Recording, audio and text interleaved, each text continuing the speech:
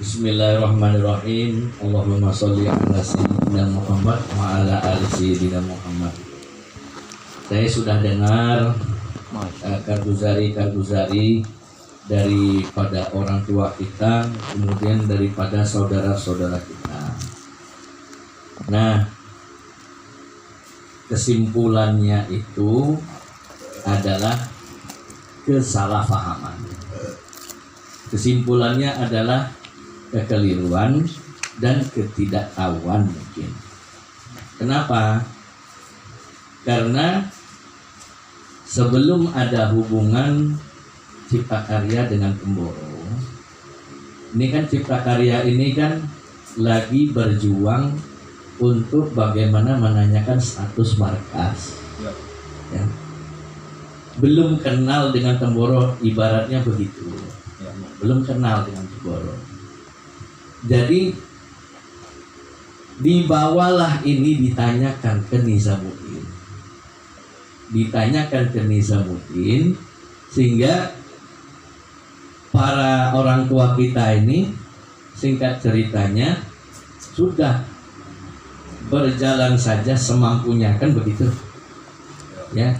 Kami ring 4, ring 5 tadi kan begitu, kami tidak mampu, kan sudah dinyatakan bahwa kami tidak mampu, tapi ditarget dulu sahabat tuh begini, kalian jalan saja semampu kalian. Nah, amal buat jalan terus. Berarti ini kan sudah keputusannya Nizamuddin gitu. Nah, setelah itu gonjang-ganjing permasalahan itu, sehingga dibawa lagi ke Nizamuddin, bertemulah dengan utusan Temboro di Nizamuddin 2019 dengan Pak Wahab dan Maulana Barli. Ah, di situ. Jadi disitulah kenal dengan Temboro, sama-sama dikucilkan ya.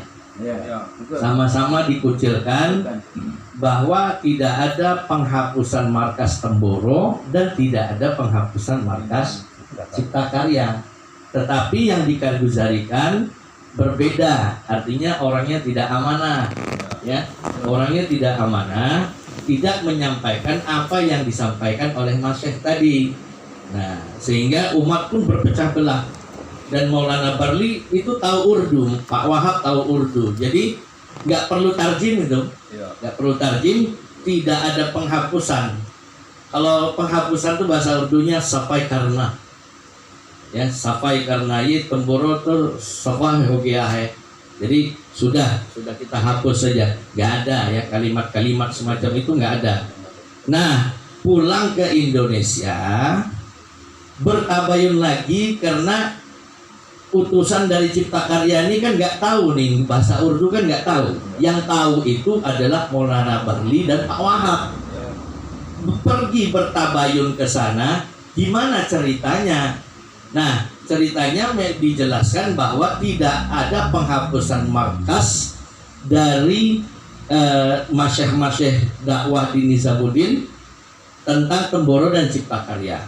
Dan Maulana Barli itu bukan hanya memperhatikan Temboro saja. Saya tanya malam itu, apakah Maulana Barli juga memperhatikan Cipta Karya? Iya, saya perhatikan Ustaz, katanya kan. Nggak ada itu penghapusan itu. Nah, mulailah di situ di Temboro itu baru ada hubungan. Sowan ke Gusbet, ceritanya begitu, berarti kita ini ceritanya sama. Kalau begitu ya sudah. Kalau kalian mau keluar 4 bulan dalam negeri atau luar negeri, nanti dari Temboro suratnya.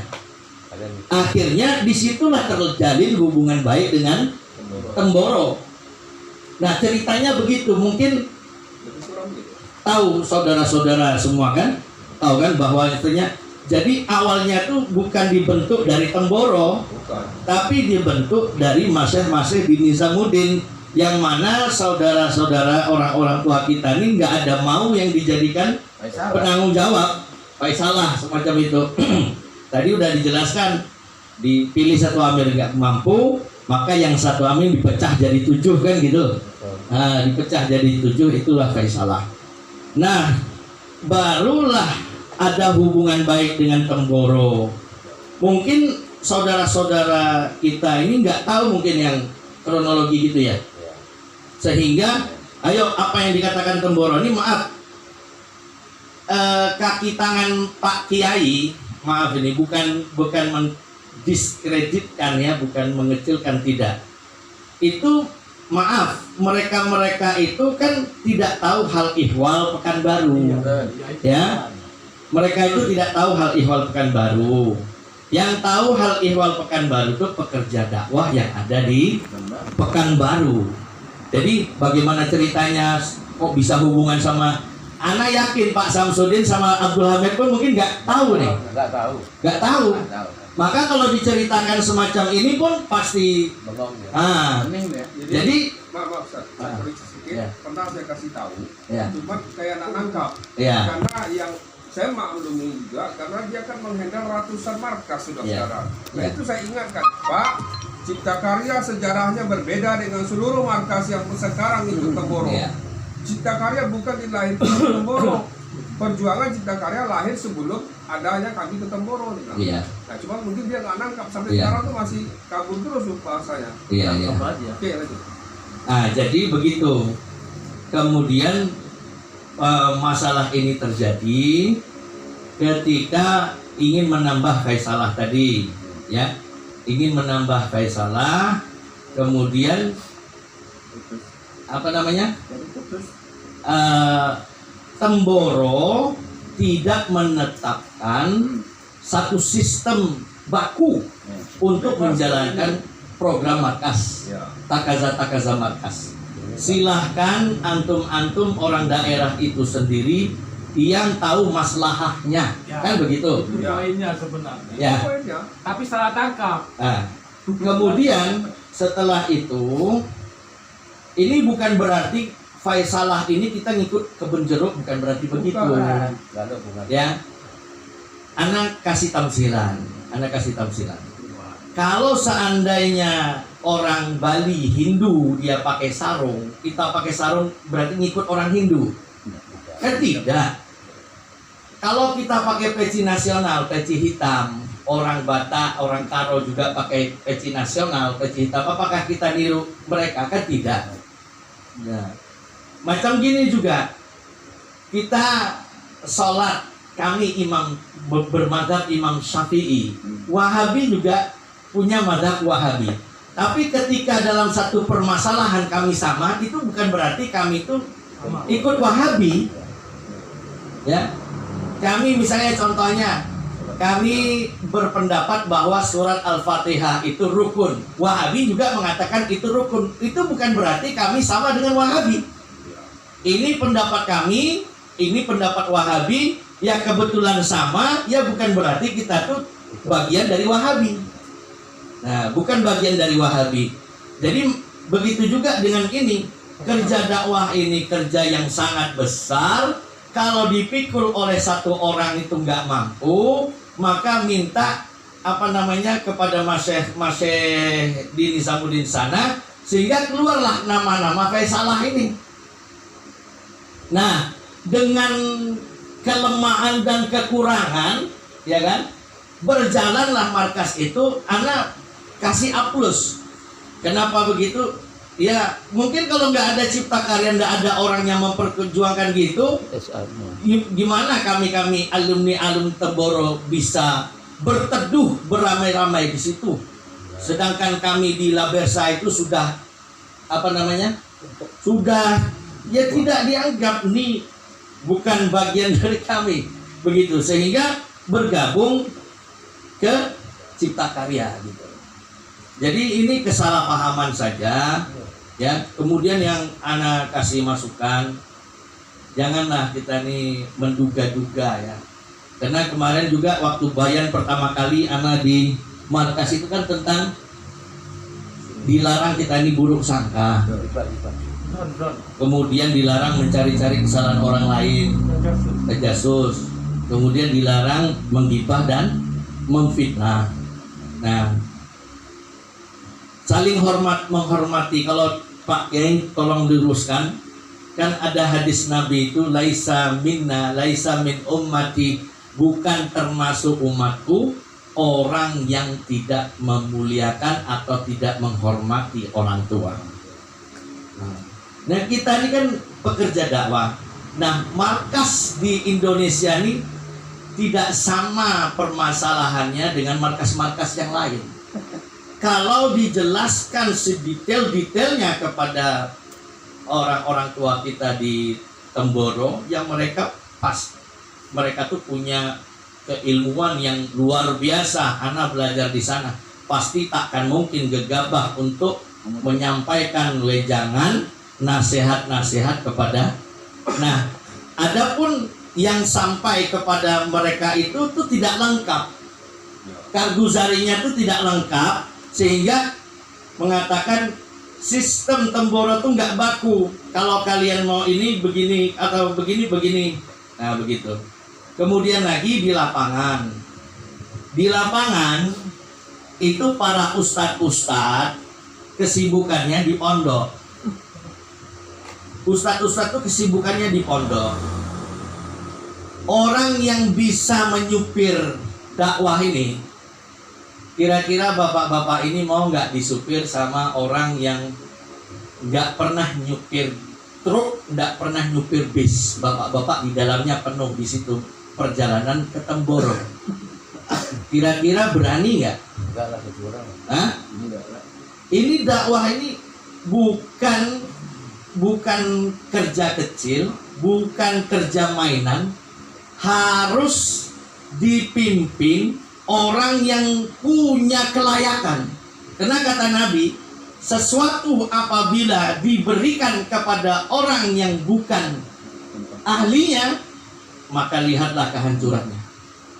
Nah, kita bukan apa ya, kalau ulama itu memang hari-hari di markas macam ulama-ulama di India, Pakistan, Bangladesh, itu boleh mimpin musyawarah karena tahu dia, ya, tahu lapangan, teorinya tahu, prakteknya tahu, ya, lapangan tahu, target-target, kemudian bagaimana cara membentuk jemaah, di mana kantong-kantong jemaah, itu dalam pemikirannya, sehingga mencetuskan pemikiran-pemikiran yang brilian, sehingga target-target tadi itu tercapai, ya kan? Nah, kalau misalnya orangnya tuh sibuk di pondok, lalu tiba-tiba mimpin, jadi mengkader orang tuh bukan langsung ditempatkan di situ, tidak, tapi mengkader orang itu butuh proses, butuh waktu, ya, butuh waktu. Apakah orang ini layak apa tidak? Nah, didudukkan di sana. Jadi bapak-bapak, ini kesalahpahaman saja, ya.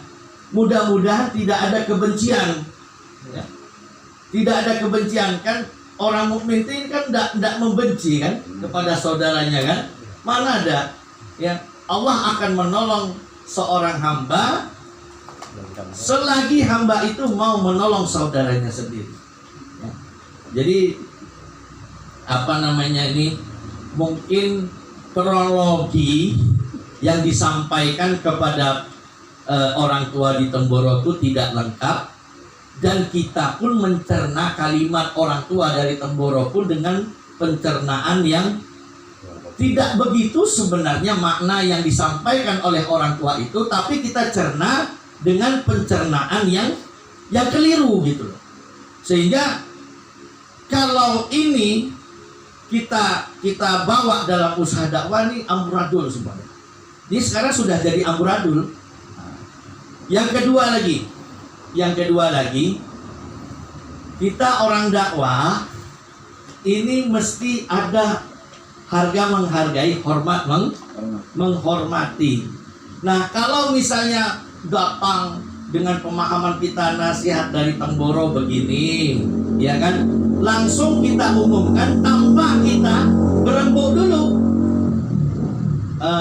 Pak Johan, Pak Saladin, Pak, yang semua orang tua kita, ini kami dari Temboro begini Pak, ini benar apa tidak nih begini? Dimusyawarahkan dulu. Ini, Hah? ya itu inti permasalahan. Jadi masalahnya di situ. Masalahnya Karena asas kerja dakwahnya apa? Musyawarah. Ketika Allah Subhanahu wa taala menciptakan Nabi Adam, musyawarah enggak? Wa idz qala rabbuka lil malaikati inni ja'ilun fil ardi khalifah. Saya baca dalam tafsir, maaf Pak Kiai, saya baca dalam tafsir itu adalah musyawarahnya Allah dengan para malaikat. Kita nih musyawarah nih para malaikat, aku ingin menciptakan seorang khalifah di muka bumi, pengganti populasi dunia sebelumnya. Karena populasi dunia sebelum adanya Nabi Adam di dunia ini dipenuhi dengan jin. Ya. Jin semuanya ini. Nah, mudah-mudahan kita nih enggak jin.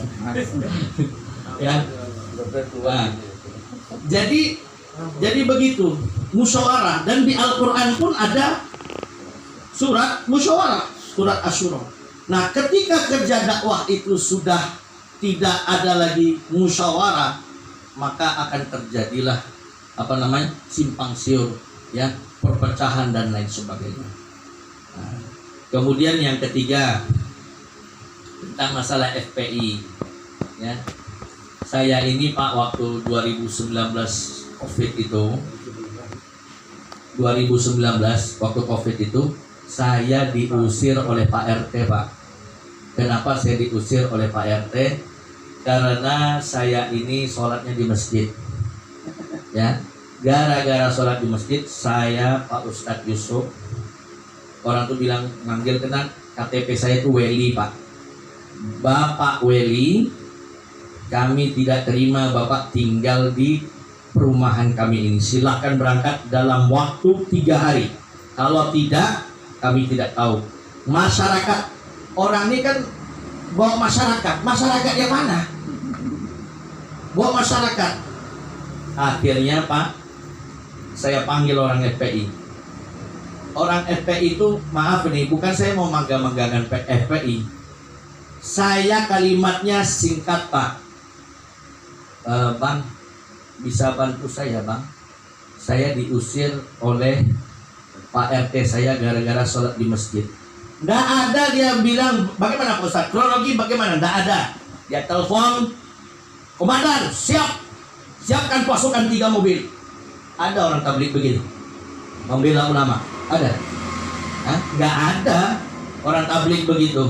Malam itu jam 2, hujan deras. Datang dia, mana Pak RT katanya. Ini Pak Ustadz kami, Bapak yang mengusir Ustadz kami. Padahal saya baru kenal. Baru kenal. Apa katanya?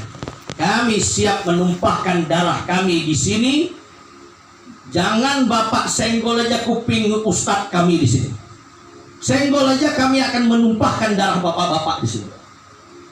Begitu mereka cinta dengan ulama.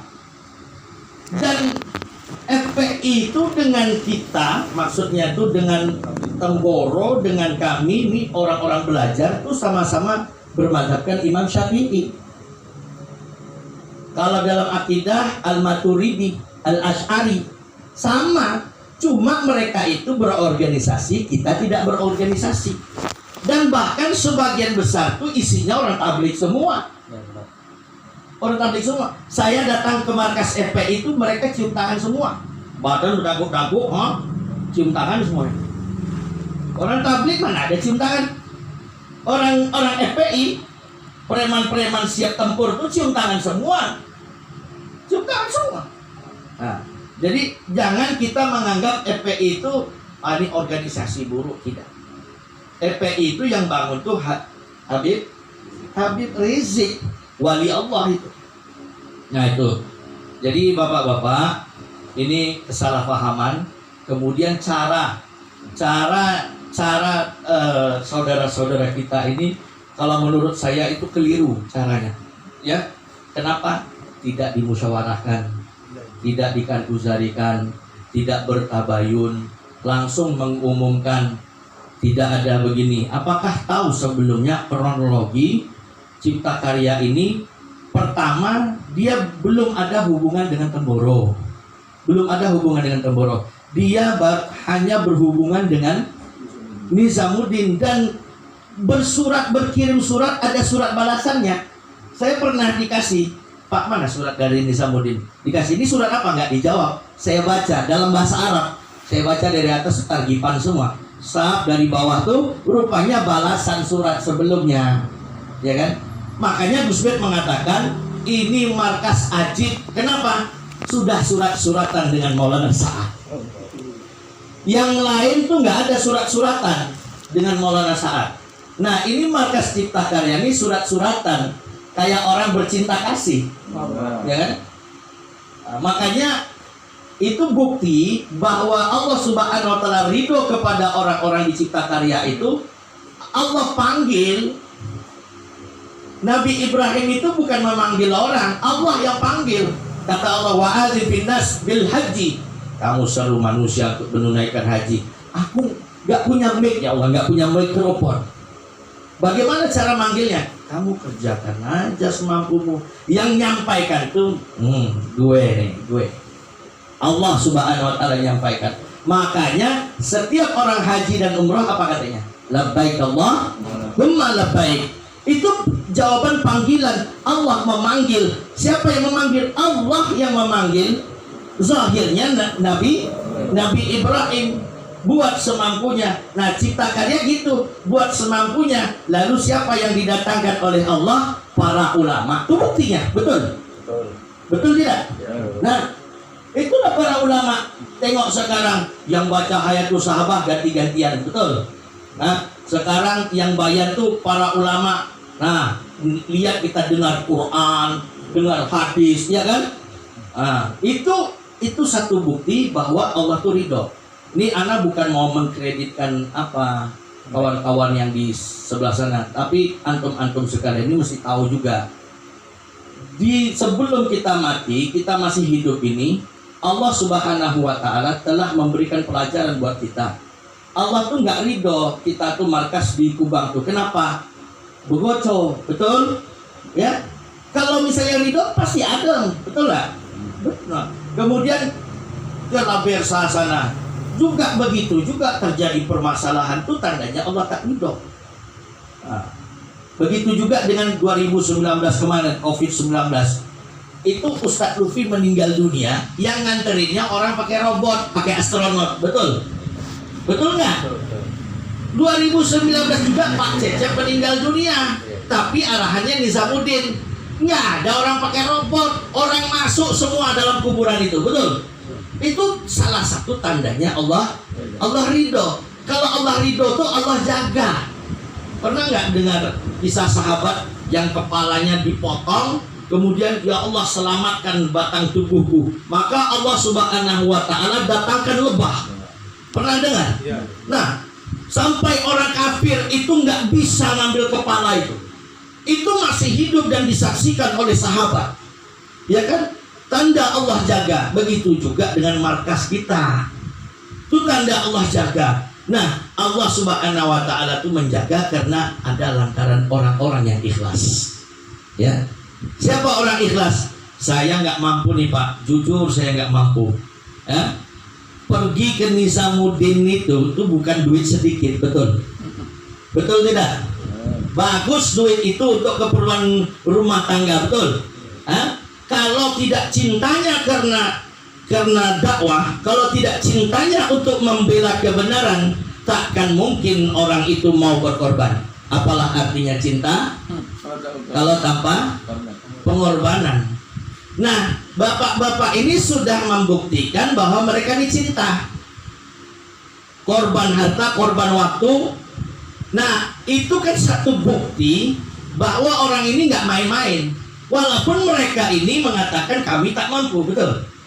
Ya kan? Nah, dari saudara-saudaraku yang kami hormati, antum-antum ini pernah nggak menyisihkan duit pergi ke Nizamuddin sana? Itu atau memperjuangkan markas Cipta Karya itu dengan harta diri sebagaimana bapak-bapak ini sudah berkorban. Nah, itu sakit loh hati. Saya bisa merasakan sudah berjuang begitu dikhianati gimana?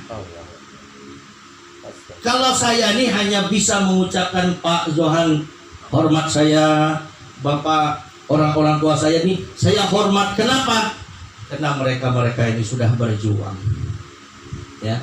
Nah, kalau misalnya ada orang yang tak suka, ya, sama Gus Bek tuh banyak orang tak suka. Banyak orang tak suka sama Gus Bek tuh.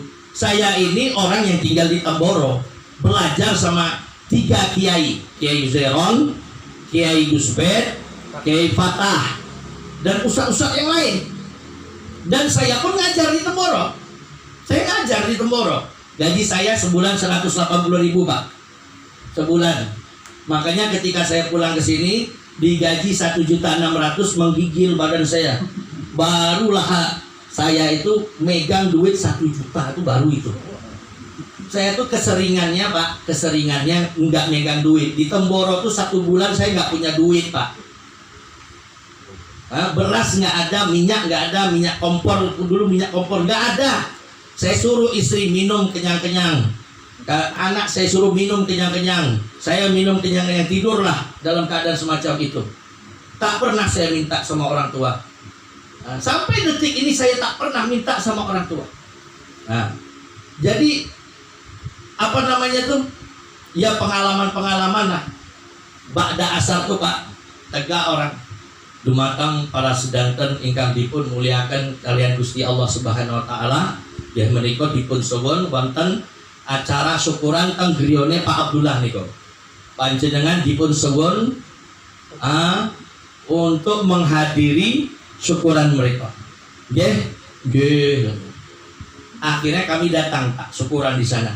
Kami makan, bawa kresek pulang, alhamdulillah anak beranak sudah makan. Bayangkan sama Bapak. Ya, kami kuat belajar. 5 tahun itu saya ngerasakan semacam itu, Pak. Jadi Temboro itu saya tahu. Nah, kalau kita mengkarguzarikan tidak lengkap kepada Gus Bek atau kepada orang-orang tua kita di Temboro, maka pasti jawabannya pun tidak lengkap, ya, tidak bisa dijadikan sandaran. Karena kronologi markas kita ini tidak sama dengan markas-markas yang lain. Jadi mungkin itu kesalahpahaman. Mudah-mudahan tidak ada kebencian. Amin. Kemudian tadi usulannya apa, Jo Khairi, bawalah lagi permasalahan ini ke Temboro. Nah, bagusnya begitu, bapak-bapak, bawalah dan ceritakanlah selengkap mungkin kepada Pak Ben, ya, supaya dan orang-orang yang ada di sekitaran Pak Ben itu, supaya mereka tahu hal ihwal markas Cipta Karya itu, sehingga tidak salah mereka itu memberikan wejangan, nasihat-nasihat, targipan-targipan, dan orang yang mendengarkannya pun tidak keliru, ya. Itu kemudian lagi tadi saudara kita mengatakan umat tak suka gitu. Ini kalau sebenarnya kerja tablik ini orang ini udah berpengalaman. Ditanya, Pak, enggak boleh itikaf di masjid ini 3 hari. Kata siapa? Kata masyarakat. Katanya. Jadi ini udah mengataskan nama orang banyak gitu. Nah, apakah memang begitu? Nah, nanti kata Pak Johan ditanyakan. Tapi sebaiknya ana pikir permasalahan ini dibawalah ke Temboro. Kemudian tentang yang itu ditawakuf dulu, ya, ditawakuf dulu. Maksudnya tuh setiap kali kita pimpin orang lain atau ulama dan sebagainya, kita bukan mau menyingkirkan ulama dalam kerja dakwah ini, betul Pak? Betul tidak? Karena ini kerja ulama, karena ulama ini udah sibuk aja dengan pondoknya. Beda dengan ulama-ulama India, Pakistan, Bangladesh. Mereka tuh mukim di markas, dan santri mereka itu di samping markas. Jadi mereka tuh antara markas dengan pondok, sehingga nyambung. Begitu juga dengan Temboro. Nah, ini pondok saya di Simpang 3, sedangkan markas di Cipta Karya. Saya tadi pulang, alhamdulillah ngebut itu sampai di sini 30 menit sampai 40 menit. jaraknya itu belum dengan plus macet-macetnya. Jadi memang beda kita ini. Jadi kita kerjalah buat semampu kita. Kemudian jangan ada kebencian, ya. Kalau Ana rasa ini kekeliruan saja Pak Hudori, kekeliruan dalam menanggapi itu. Kemudian karguzari yang sampai itu tidak lengkap, sehingga wejangan itu tidak bisa dijadikan dasar, sehingga kita dengan kita jadinya nih gontok-gontokan. Padahal kalau kita ini bersatu, kita jadi kuat. Sehingga itu tadi kan Bapak bilang siapa? Bila Bersa tinggal berapa sab? 3 sab atau 4 sab kan? Tengok berkurang. Nah sekarang kan vakum tuh. Vakum. Itu maaf cakap tuh, teman-teman kita tuh diajak ke Cipta Karya, itu pada mau semua.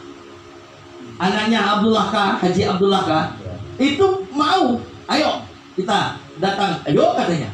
Pada mau semua. Nah sekarang yang kita perbaiki itu internnya. Kita ini mesti bersatu. Udah, jangan ada kebencian, ikhlas dalam berdakwah, kemudian jangan saling menyingkirkan. Tapi kalau misalnya caranya kayak gitu, nggak pakai musyawarah, langsung mengumumkan semacam itu namanya kudeta. Ya, mungkin itu saja Bapak-bapak. Malam ini kita bermaaf-maafan. Kemudian untuk kedepannya nih pemikiran saya yang saya minta ilham dari Allah, yang Bapak tadi bilang kan, saya siap legowo. Jangan begitu, karena usaha dakwah ini banyak ujian. Dengan ujian-ujian itu kita jangan mundur Pak. Ya, orang-orang tua kita tetap kemudian tingkatkan pengorbanan. Aktif kita lagi datang ke markas musyawarah dan sebagainya. Nah untuk teman-teman kita, Ana sudah yakin nih itu keliru tuh. Bahwasanya tidak ada lagi Faisalah tuh, insya Allah keliru. Kenapa? Karena kronologi itu tak sampai jelas ke atas. Kalau dia sampai jelas ke atas, insya Allah wejang-wejangan itu pasti pas juga akan sampai kepada umat. Itu yang kami sampaikan di Gusbed. Jadi mohon maaf nih, Temboro itu jangan dilihat 1 orang 2 orang saja. Tapi kalau Gusbed itu sendiri dan almarhum Kiai Nur Thohir itu paham betul dengan keadaan Cipta Karya. Dan mohon maaf kalau mengatakan Cipta Karya tidak ikut ulama itu. Dari awal semua konflik itu selalu alhamdulillah Allah libatkan ulama. Ketika terjadi 2017 di Nizamuddin pun Allah takdirkan ada Kiai Nur Thohir yang menjadi rujukan kami mencari dalam bersikap. Jadi tidak pernah kita urusan-urusan yang besar itu tidak pernah kita lepas dari ulama. Nah kemudian dalam musyawarah 4 bulan kemarin di Temboro itu, sesuai dengan keputusan musyawarah, ini yang akan berangkat menghadap, bahan yang akan dibicarakan ini. Alhamdulillah sudah ditunaikan, sudah disampaikan dengan jelas dan gamblang kepada Gus Bed. Gus, tentang Faisalah, kawan-kawan mempersoalkannya di Riau soalnya. Dulu